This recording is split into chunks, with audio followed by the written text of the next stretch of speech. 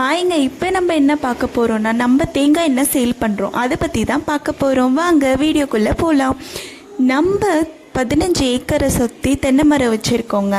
அந்த தென்னை மரத்தில் இருந்து தேங்காய் எடுத்து அதை நம்ம களத்தில் காய வச்சு அதுலேருந்து தாங்க எண்ணெய் ஆட்டி விற்கிறோம். எப்பயுமே எங்கள் ஊர் பக்கத்துலேயே தாங்க நாங்கள் சேல் பண்ணிகிட்ருந்தோம். இப்போ புதுசாக வெளியே இருந்தெல்லாம் என்கொயரி பண்ணுறாங்க. அதனால தமிழ்நாடு ஃபுல்லாக ஷிப் பண்ணலாம் அப்படின்ற ஒரு ஐடியா கொண்டு வந்திருக்கோங்க. நம்ம செக்கு போட்டு ப்யூராக கிடைக்குதா இல்லையான்னு வெளியே நிறைய பேருக்கு டவுட் இருக்குது. வெளியே டவுட் நிறைய பேருக்கு இருக்குங்க. அதுக்கு நான் ஒரு சின்ன டிப் சொல்கிறேன். இனிமேட்டு தேங்காய் எண்ணெய் வாங்கணுன்னா அந்த மாதிரி ஃபாலோ பண்ணிக்கோங்க.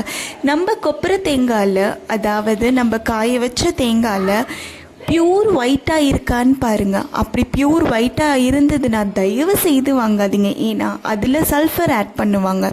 ஆனால் நம்ம கிட்ட வாங்குகிற தேங்காயில் எந்த ஒரு சல்ஃபரும் ஆட் பண்ணல. தேங்காய் எண்ணெய் வேணுன்றவங்க ஸ்க்ரீனில் கொடுத்துருக்க நம்பருக்கு ஒரு வாட்ஸ்அப் பண்ணிவிடுங்க. பாய், தேங்க்யூ.